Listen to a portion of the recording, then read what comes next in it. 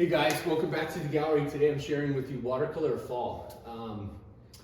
Really pretty peaking fall color piece up in the Wasatch here, so not that far from the gallery, kind of on the top end of Wasatch State Park.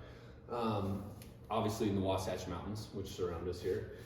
So peaking fall color, and you really kind of have to study this photograph a little bit to really understand what's going on. So most people come in, they're like, oh, that's a painting, right? Because we actually called it Watercolor of Fall.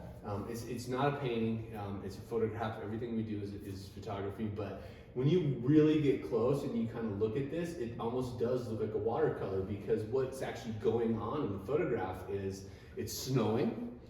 So what I did is I slowed the shutter speed down to get enough depth in the photograph, but while I did that, what happened was it creates, the snow creates these kind of like streaks across the print or across the photograph, and it makes the leaves just look abstract, where you keep the trunks of the trees like super tack sharp. So when you kind of stand back and you look at it, you're like, oh, this is for sure a painting.